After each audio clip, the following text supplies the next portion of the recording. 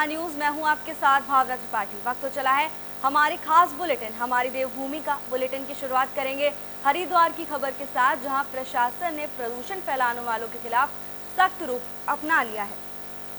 प्रशासन के इस एक्शन से कबाड़खाना संचालकों में हड़कंप मच गया है। मामला हरिद्वार के दादूपुर, गोविंदपुर और सलेमपुर क्षेत्र का है। कुछ लोग अवैध रूप से प्लास्टिक उत्पाद बनाते हैं। भट्टियों में सिडकुल की औद्योगिक इकाइयों के स्क्रैप प्लास्टिक को ये लोग खरीद कर लाते हैं और रिसाइकल करते समय अपार धुआं निकलता है। उस धुएं से वायु प्रदूषण होता है। निवासियों ने जिलाधिकारी और प्रधानमंत्री कार्यालय को शिकायत दी, जिसके बाद एसडीएम के निर्देशन में और रेखा आर्य के नेतृत्व में प्रदूषण नियंत्रण बोर्ड और स्थानीय पुलिस प्रशासन की संयुक्त टीम ने बहादुराबाद क्षेत्र के दादूपुर, गोविंदपुर, सलेमपुर के आसपास छापेमारी की और छापेमारी कर प्रदूषण फैलाने वाली करीब 7 कबाड़खानों को सील कर दिया है।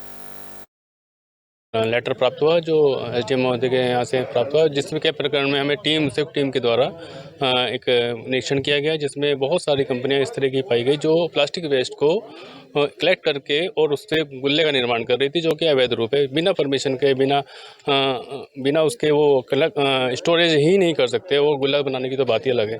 और उनके यहाँ कुछ इस तरह का वेस्ट भी पाया गया जो कि वो डिस्पोजल की एक ही यूनिट है एमपीसीसी के नाम से, बायोमेडिकल वेस्ट, और वो उसको भी कलेक्ट करके अपने आप उसको सेग्रीगेट करके प्लास्टिक का गुल्ले का निर्माण कर रहे हैं। हाँ, पोल्यूशन कंट्रोल बोर्ड और राजस्व विभाग, पुलिस विभाग की टीम के द्वारा क्षेत्र में लगातार प्राप्त हो रही शिकायतों के संबंध में उप जिलाधिकारी महोदय हरिद्वार के द्वारा निर्देशित किया गया था, जिसमें संयुक्त रूप से टीम के द्वारा औचक निरीक्षण किया गया, जिसमें विभिन्न स्थानों पर जो ये अवैध रूप से गोदाम बनाकर के प्लास्टिक के गुल्ले बना रहे थे, जिसमें बहुत सारे बायोमेडिकल वेस्ट हैं, ई वेस्ट है, बहुत से तरह के वेस्टेज से को गलाने के बाद जो है वो प्लास्टिक का जो गुल्ले टाइप के बनाने की मशीनें भी मिली हैं, जिसके संबंध में पोल्यूशन कंट्रोल बोर्ड के द्वारा जो। अगली खबर पौड़ी से है, जहां गुणवत्तापूर्ण काम नहीं किए जाने पर ग्राम प्रधान ने नाराजगी जताई। पौड़ी जिले में जल जीवन मिशन के तहत ग्राम सभा धनाऊ में चल रहे काम की गुणवत्ता पर ग्राम प्रधान और प्रधान संगठन के जिला अध्यक्ष कमल रावत ने सवाल खड़े किए, जिसको लेकर उन्होंने सीएम के पोर्टल पर इसकी शिकायत दर्ज की।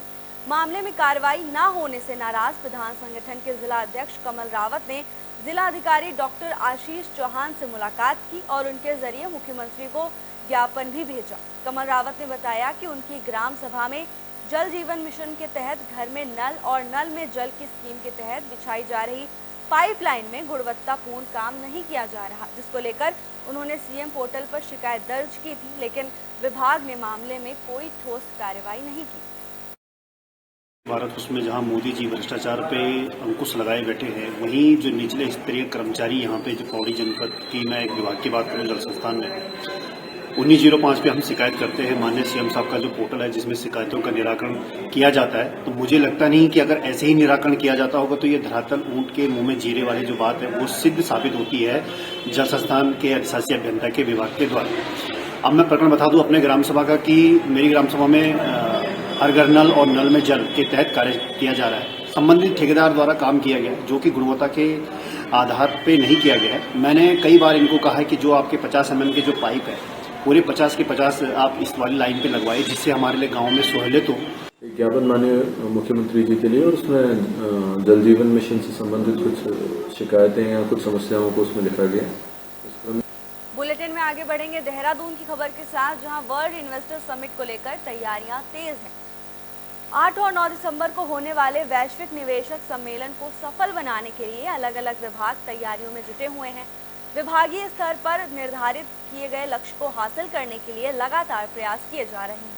कुछ विभागों ने तो निर्धारित लक्ष्य को पूरा भी कर लिया है। आयुष सचिव पंकज कुमार पांडे ने बताया कि आयुष विभाग में उन्हें 5000 करोड़ का टारगेट मिला था, जिसमें अभी तक 5200 करोड़ रुपए के एमओयू साइन हो चुके हैं। इसके साथ ही उन्होंने कहा कि 500 करोड़ की ग्राउंडिंग की जानी है, जबकि अभी तक करीब 400 करोड़ की ग्राउंडिंग पूरी हो चुकी है और जल्द ही इन्वेस्टर समिट से पहले ही 500 करोड़ की ग्राउंडिंग भी पूरी कर ली जाएगी। देखिए, हम लोग तकरीबन 5500 करोड़ का एमओयू साइन कर चुके हैं और काफ़ी सारे जो बड़े प्लेयर्स हैं इंडिया लेवल के, जो आयुर्वेद के या होम्योपैथी के या योगा से रिलेटेड लोग हैं, वो बहुत ज़्यादा इंटरेस्ट दिखा रहे हैं उत्तराखंड में, क्योंकि उत्तराखंड की जो जलवायु है, उत्तराखंड का जो एक्सेसिबिलिटी है दिल्ली से बहुत ज़्यादा उनको बेनिफिट देती है उस चीज़ के लिए।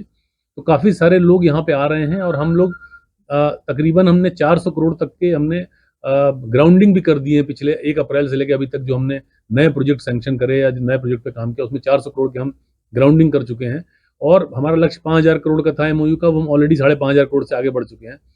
तो काफ़ी इंटरेस्ट लोग ले रहे हैं और उत्तराखंड में क्योंकि टूरिज्म स्टेट भी है तो हम आयुष के माध्यम से भी हम लोगों को अट्रैक्ट करना चाहते हैं कि लोग आयुर्वेद के फील्ड में, योगा के फील्ड में जो काम हो रहा है, जो डेस्टिनेशन है वो उत्तराखंड को एक बड़ा डेस्टिनेशन बनाया जाए, उसके तरफ हम लोग काम कर रहे हैं। और जो रुझान आया है लोगों का, इन्वेस्टर्स का और जो बाकी लोगों का, उससे ये प्रतीत होता है कि लोग बहुत इंटरेस्टेड हैं और मुझे उम्मीद है कि आने वाले टाइम में ये काफ़ी। देवप्रयाग में एक डंपर अनियंत्रित होकर खाई में गिर गया। हादसे में 2 लोगों की मौत हो गई। जानकारी के मुताबिक आपातकालीन सेवा 112 के माध्यम से 3 धारा और बछेली खाल के बीच कुछ आवाज और पत्थर गिरने की सूचना मिलने पर एसएसआई अनुरुद्ध मैठाड़ी पुलिस बल के साथ मौके पर पहुंचे तो उन्हें खाई में डंपर गिरा हुआ दिखा। पुलिस कर्मियों तथा एसडीआरएफ की टीम ने खाई से 2 व्यक्तियों को निकाला। दोनों को सीएचसी देवप्रयाग लाया गया, जहां दोनों व्यक्तियों को डॉक्टर्स ने मृत घोषित कर दिया।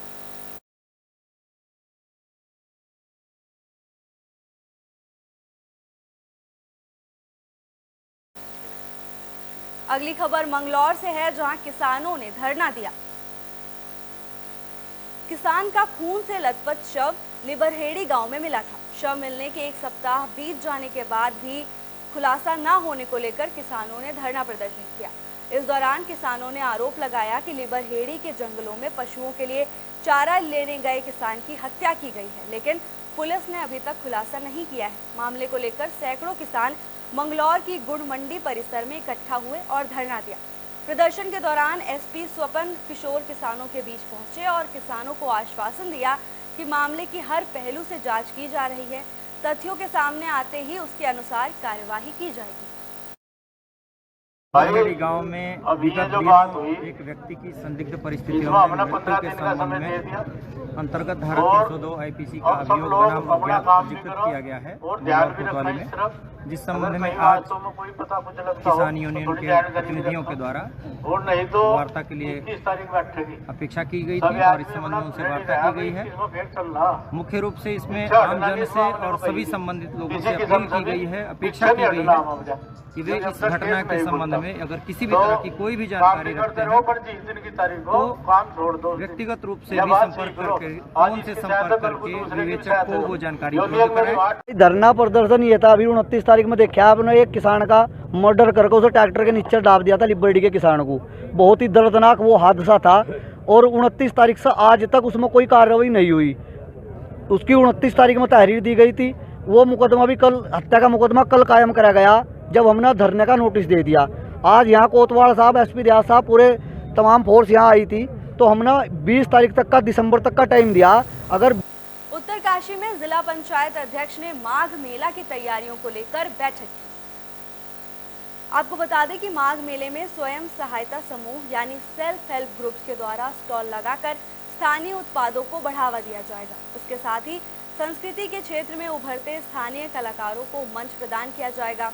जोशियाड़ा झील में पर्यटन विभाग द्वारा साहसिक खेलों का आयोजन भी किया जाएगा।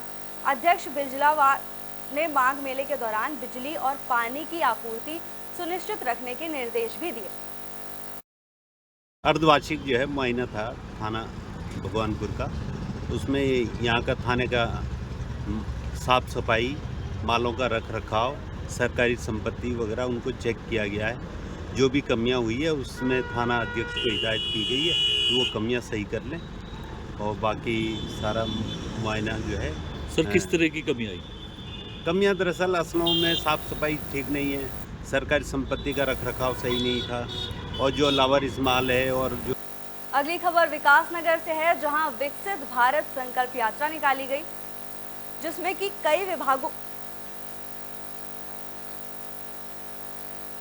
कई विभागों के द्वारा लगाए गए। वहीं 3 राज्यों में भाजपा के आने की खुशी में सहसपुर विधायक सहदेव सिंह पुंडीर ने कहा कि लोकसभा चुनाव में भी भाजपा 400 से अधिक सीट लेकर आएगी।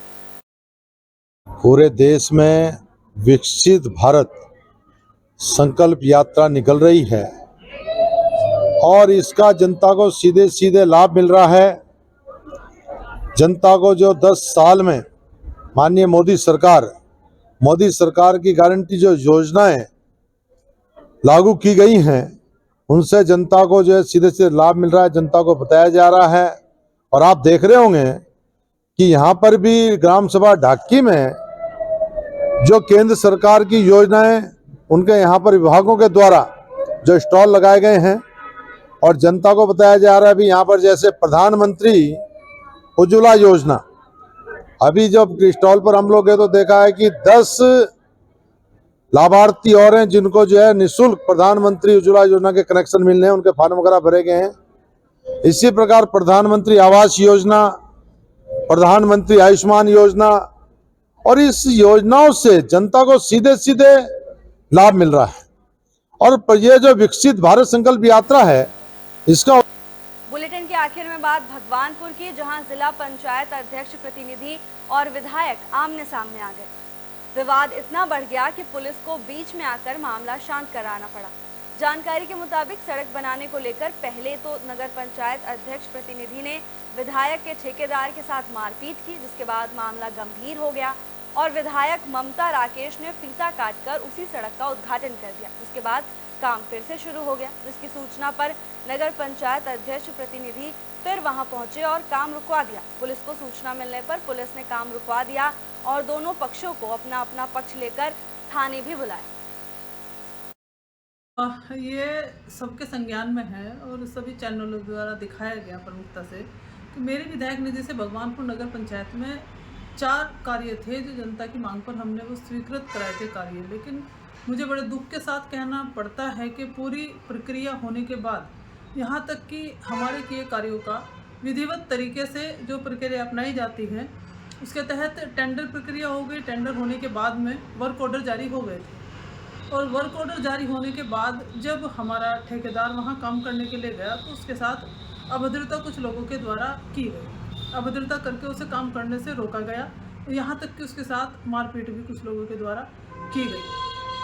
अब जब ठेकेदार के साथ मारपीट हुई, अगले दिन हमने बात की डीएम महोदय से, जिलाधिकारी महोदय से और एसडीएम साहब को। उन्हें सारे तथ्य प्रस्तुत किए। हमने बताया कि हमें एनओसी तो नहीं दी गई है, पता नहीं किस वजह से एनओसी नहीं दी गई है। पूरे प्रदेश में ये पहला मामला होगा जहां एनओसी देने के लिए मना किया गया। ये आज हमारे सभी साथी, बोर्ड के साथी, हम सब लोग यहाँ पर बैठे हैं। वो जो गली के लोग हैं, जहाँ पर वो गली बनने वाली थी, वहाँ के लोग भी बड़े परेशान पिछले 1 हफ्ते से हो गए हैं। सभी का यही कहना है कि इसका निस्तारण होना चाहिए। मैं धन्यवाद करता हूँ अपने साथियों का कि इन्होंने इस मामले का निस्तारण करने में मेरा सहयोग किया। और वास्तविकता यह है कि नेता को मुद्दों की लड़ाई लड़नी चाहिए, विकास की लड़ाई लड़नी चाहिए, ना कि विकास को रोकने की लड़ाई लड़नी चाहिए। मैं कहना चाहता हूँ, हम विकास की सोच के लोग हैं और जिस कार्य को हमने शुरू किया था, उस कार्य को शुरू करने के बाद जो हमारे साथ ये विवाद खड़ा किया गया है, इस प्रकार का विवाद भविष्य में ना हो, ये आग्रह मैं हर नेता से करना चाहता हूँ कि वो विकास की लड़ाई लड़े। और यह निर्णय आज यहाँ पर लिया है कि अगर वो चाहते हैं कि वो सड़क को बनाना चाहते हैं, तो हम सब लोगों ने एक निर्णय लिया कि इस लड़ाई को यहाँ पर ख़त्म कर दिया जाए और व्यवस्था उनके माध्यम से अगर बननी है तो वो बना सकते हैं। और हम अपने दूसरा जो हमने 40-45 सड़कें यहाँ पर स्वीकृत नगर पंचायत में की हैं, उन सड़कों पर, उन काम पर अपना फोकस करें और आने वाले समय। हमारी देवभूमि में फिलहाल के लिए बस इतना ही। ताज़ा तमाम अपडेट्स के साथ जुड़े रहने के लिए देखते रहिए एबी स्टार न्यूज़।